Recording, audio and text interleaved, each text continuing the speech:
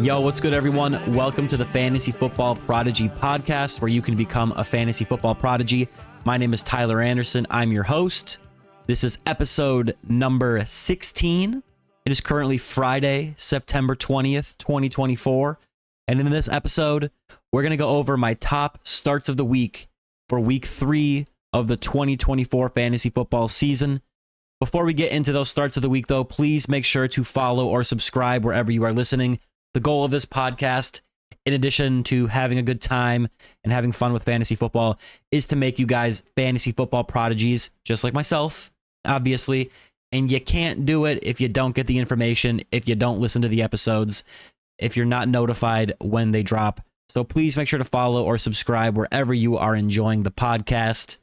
And make sure you turn those notifications on too, so that you can watch them or listen to them right when they drop.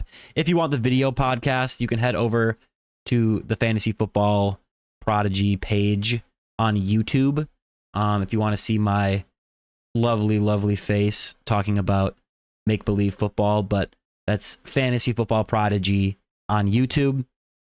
And yeah, I think we're ready to get into our starts of the week for week 3 of 2024. I will say, as a disclaimer here, I am recording this on Friday, September 20th, 2024, like I mentioned. So as news breaks, some things might change that I talk about in these episodes. That might be common sense for a lot of people, but things change quickly in the NFL, and obviously I can't go back and edit this podcast once I post it. So, if a wide receiver loses their starting quarterback, that's going to affect how I think about that wide receiver, or things like that. So that's just one important note I like to drop in every once in a while, but just use your common sense and monitor the news, because things change very, very quickly in the NFL. All right, I think we're ready to hop right into my favorite starts of the week. We're going to go position by position, starting with quarterback. And my first quarterback start of the week, Joe Burrow of the Cincinnati Bengals versus the Washington Commanders. This is a good matchup in terms of the over-under. It is a 47-point over-under, so it should be a pretty high-scoring game. And Joe Burrow, he had a rough week 1, but he came out and he had himself a solid week 2. In week 2, he was the quarterback 10, had 258 yards, 2 touchdowns. It was great to see that bounce-back performance after a rough week 1. And in week 3, Joe Burrow gets to take on the Washington Commanders at home, who give up the most points per game to quarterbacks on the season. Joe Burrow also might get T. Higgins back, another wide receiver option who's been out with injury, which would only help Joe Burrow perform even better. Burrow is a strong mid-quarterback 1 play in week 3. Next up, we got another guy who started a little bit slow. Week 2, though, he didn't have a bounce back, but I think week 3 is where we see him have a good game for fantasy. And that is Dak Prescott of the Dallas Cowboys versus the Baltimore Ravens. Dak is a great start this week against the Ravens. It's a high over-under of 47.5 points. Dak has had a rough start to the season, but this is a good bounce-back opportunity. Baltimore gives up the most passing yards per game in the entire NFL. Dak started the season on the road at Cleveland and then against the Saints. I thought he might be able to exploit the Saints matchup, but that team, they just got absolutely annihilated. I'm not sure what happened, but I think this is a good get-right opportunity for Dak Prescott in a game that is very important for both teams. You think about the Ravens and you think, oh, they must have a great defense, because they often do. But like I said, they've been giving up a lot of passing production, and they give up the most passing yards per game in the entire league.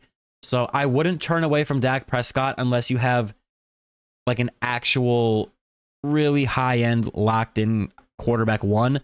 In week 3, I view Dak Prescott as a low quarterback 1, high quarterback 2 play. And who knows, this game could turn into a shootout. He's actually, I would say, he's more of just a true low quarterback 1. I like him more than a lot of guys who kind of fall in the quarterback 2 territory. But Moving on to my third and final quarterback start of the week. Derek Carr of the New Orleans Saints versus the Philadelphia Eagles, quarterback start of the week. This game has a high over-under of 49.5 points. That is the second highest over-under of the week, only behind the Detroit Lions and Arizona Cardinals game, which has a 51.5 point over-under. Side note, Kyler Murray and Jared Goff are both great starts in that game as well.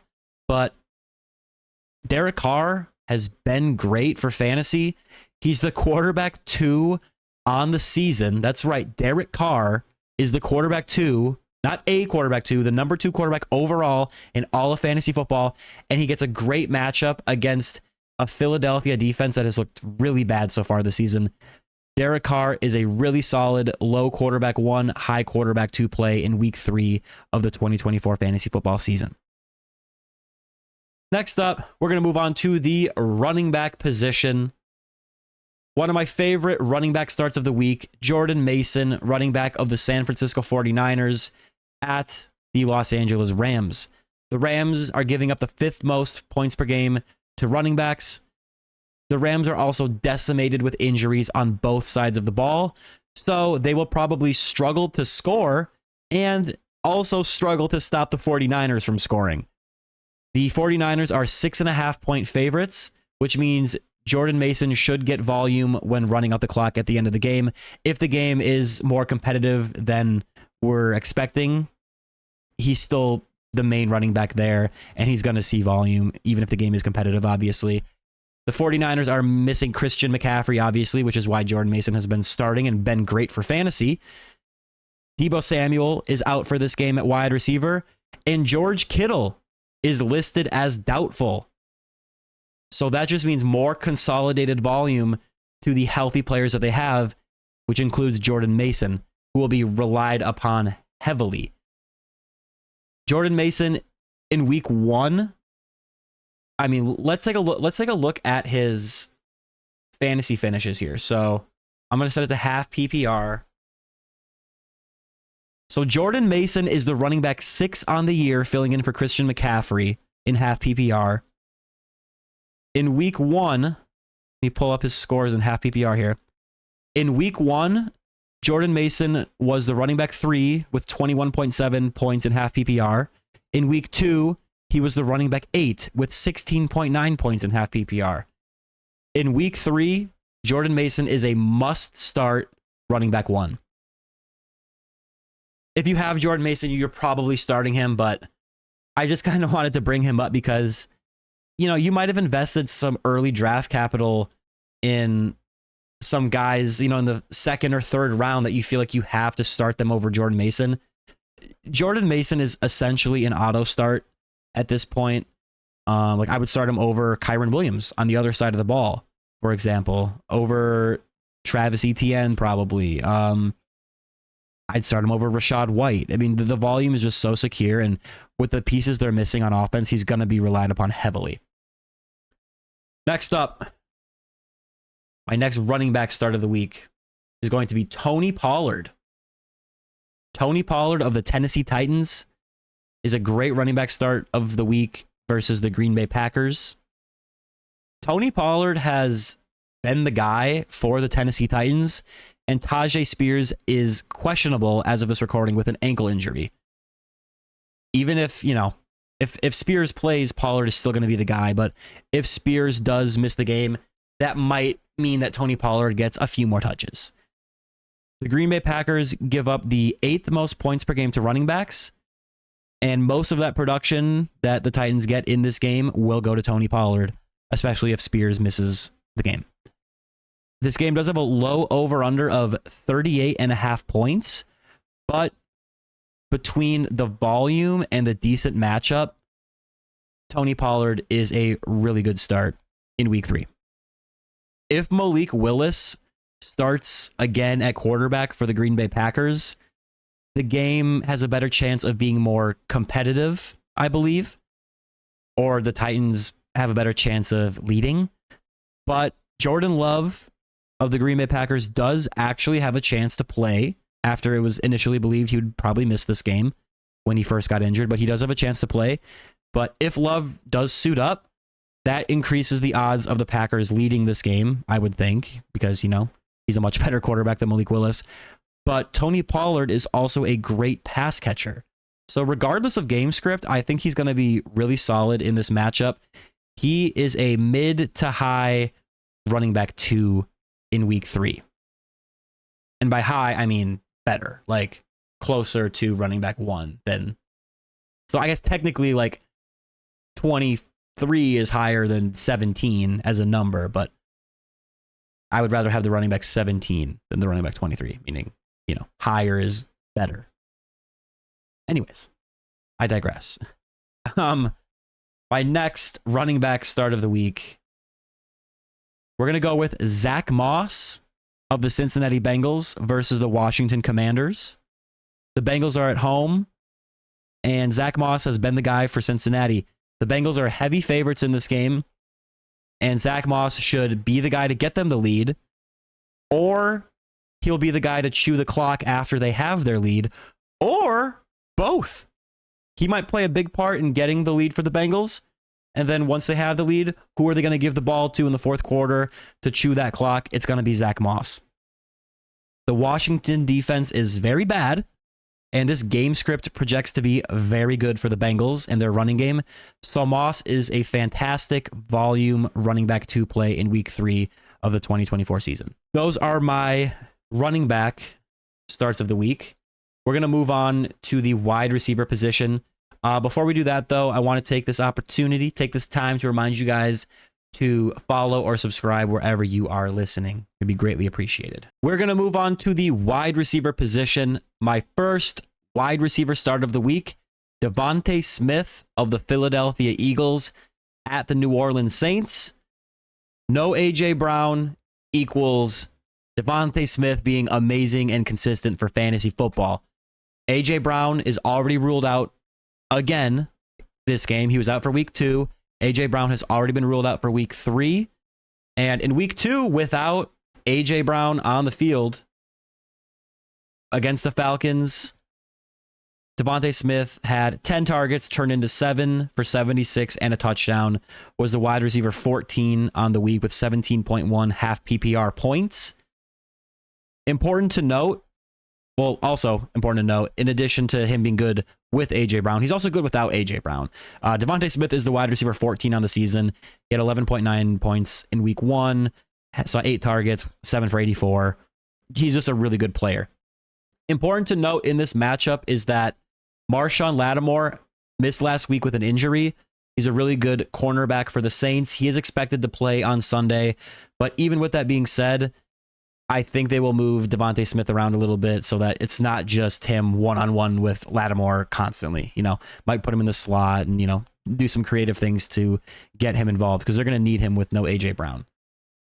This game has a high over-under of 49.5 points.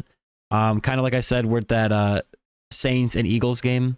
Oh, I was like looking back at my notes and I was like, oh yeah, that Saints and Eagles game also had 49.5 points, and that was the second highest over-under of the week.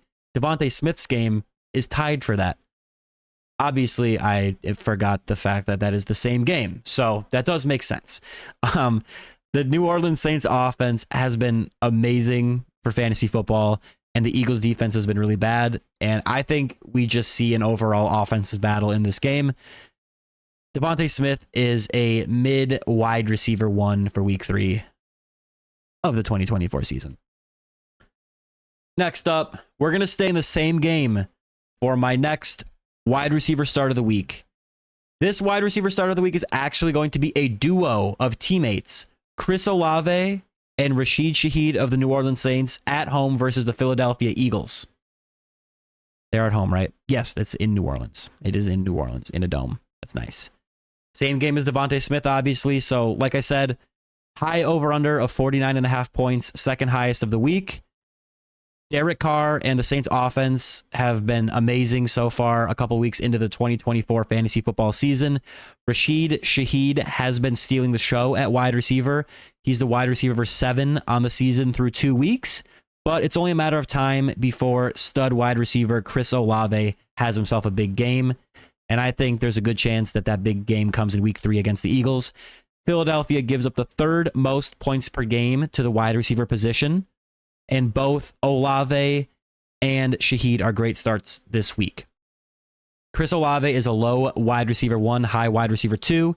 And Rashid Shaheed is a nice solid wide receiver 2 play, and you hope that he hits on a deep shot. But he's being used as more than just a deep threat, which is really helping him with consistency, and you'd like to see him. He hasn't seen a ton of targets still, but he's moving around in motion and being used in other places of the field where he's not just like a go route guy. Rashid Shaheed, solid start of the week and Chris Olave for week 3. I have quite a few wide receiver starts of the week this week. I don't really have a set amount per position that I talk about, so I make the rules. I'm going to talk about Jameson Williams, my next start of the week. This game between the Detroit Lions and the Arizona Cardinals in Arizona has the highest over-under of the week with 51.5 points. And I just want a piece of this game. I want as many pieces of this game as I can get. Obviously, Amon-Ra St. Brown, Sam Laporta, and Jahmyr Gibbs on the Lions side, as well as Marvin Harrison Jr. and Trey McBride on the Cardinal side. Those guys should be in your lineup. They're auto starts. And Kyler Murray is a high quarterback 1 play. Jared Goff, even though it hasn't been a great start to the year, he's still a really solid play in week 3 here. But Jameson Williams is also a really, really great play in week 3 in this game. I can't come out here and make Amon-Ra St. Brown a start of the week, So I felt like this was the best player to talk about in this game where I didn't feel silly being like, obviously, you're starting this guy. I don't want to come out and tell you to, hey, Breece Hall, start of the week. You're starting him no matter what. But Jameson Williams has been great. He's the wide receiver 6 on the season. And this should be a really high scoring game. It's the highest over-under of the week with 51.5 points. If this is a Sam Laporta game, that could take production away from Jameson Williams. We haven't really seen Laporta have a monster game yet. And I feel like he's going to have a big game in the near future. And when that does happen, I could definitely see that taking away some fantasy production from Jameson Williams. But either way, Jameson Williams is a really good wide receiver 2 play in what should be an explosive matchup. Next up, my final wide receiver start of the week, Brandon Aiyuk of the San Francisco 49ers on the road against the LA Rams. The 49ers are without Christian McCaffrey, no Deebo Samuel at wide receiver in this game. And when that was the case, I thought it was likely that at least one of Brandon Aiyuk or George Kittle would have a big game. Well, now George Kittle at tight end is listed as doubtful, meaning Brandon Aiyuk should be the main guy in the passing game. The 49ers are taking on a Rams defense that has been absolutely annihilated by injury 2 weeks into the season. Aiyuk has had a slow start to the year. He was dealing with that whole contract situation in the offseason. He dropped a touchdown in week 1. We know he's a really good player, and I think that this is going to be the week where Aiyuk has that bounce back game, and we see the Aiyuk that we have come to know and love. Brandon Aiyuk in week 3 of the 2024 fantasy football season is a low wide receiver 1, high wide receiver 2. Bonus note, little bonus sleeper start of the week. You can also start Jauan Jennings, San Francisco 49ers wide receiver, in deeper leagues on teams where you have a ton of injuries, and he's a good DFS play as well. Now it is time to move on to the tight end position. We're going to start with Brock Bowers of the Las Vegas Raiders at home versus the Carolina Panthers. I'm taking this opportunity to make Brock Bowers a start of the week because I think very soon he is going to be entering the category of too good to bring up on a starts of the week episode. Rookie tight ends usually aren't good for fantasy, but Brock Bowers is a special prospect, and 2 games into his rookie season, he has already shown elite talent on the field that has turned into elite utilization. In week 1, he saw 8 targets, turned into 6 for 58, was the tight end 5 on the week. And then the next week in week 2, he saw 9 targets, caught all of them for 98 yards, was a tight end 4 on the week. He's been good for fantasy without even getting into the end zone. If and when he starts scoring touchdowns, he's going to be a league winner at where you drafted him at ADP. The Carolina Panthers are not a good team. They haven't been good. But the hope for Brock Bowers is that the benching of Bryce Young and Andy Dalton getting the start at quarterback for Carolina leads to the Panthers being able to actually put some points on the board, which would require the Raiders to, somewhat have to try to score rather than just burn the clock in the fourth quarter after the game is completely over, by the start of the second quarter, which is what Panthers games have been like a lot of the time. Brock Bowers is a must-start tight end 1, and the only person I would start over Brock Bowers is Trey McBride of the Arizona Cardinals in week 3. Next up, we're going to go with Mark Andrews. Mark Andrews of the Baltimore Ravens is my next tight end start of the week on the road at Dallas. Like I mentioned, this game has a high over-under of 47.5 points. Andrews is the lead tight end over Isaiah Likely. I know a lot of people overreacted after week 1, but both players are good and will have their weeks, but Andrews is the guy that I want here. Week 2 was better than his week 1 disaster, but it still wasn't great for fantasy. It's not what when you draft Mark Andrews, you want him to win you some weeks, and that just isn't what we've seen yet. In week 1, he had that disaster where it was 2 targets, caught them both for 14 yards. In week 2, he was a tight end 1. He was a tight end 11 on the week on 4 for 51 on 5 targets. Like I said, still not what you were hoping for, but this is just a reminder that you should still be starting him for fantasy, unless for whatever reason, you also drafted Sam Laporta or Trey McBride or someone like that. But this is your reminder to keep starting Mark Andrews. He saw an uptick in usage in week 2, and I believe it's only a matter of time before we see a good Mark Andrews game. And there's a good chance that happens in week 3 in what projects to be a higher scoring game that is very important for both the Baltimore Ravens and the Dallas Cowboys. Mark Andrews, tight end start of the week for week 3. My third and final tight end start of the week is someone I'm not really excited about, but if you have Bowers or Andrews, you're probably starting them. I'm recording this after the Thursday night game, so Hunter Henry would have been, someone that I considered. He ended up having a really terrible week 3 after a great week 2, so thank goodness I didn't make him a start of the week. But I was going to highlight George Kittle, but now he's listed as doubtful. And if you have Kittle, you're probably starting him anyways. So this guy is more of a sleeper, maybe a DFS play, but there's really not a lot of guys that I like in the tight end landscape. You have your McBrides, your Bowers, your Kelsey, Laporta, Andrews, Kincaid, and Kyle Pitts. If you have those guys, you're probably starting them. After that, Dallas Goedert without A.J. Brown last week wasn't good, but you could maybe start Dallas Goedert. Isaiah Likely is there.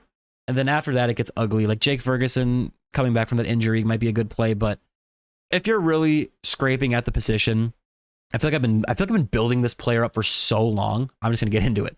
Mike Gesicki of the Cincinnati Bengals versus the Washington Commanders. Terrible defense. It's a 47-point over-under. If you're really desperate, you could start Mike Gesicki. Cincinnati should score a lot.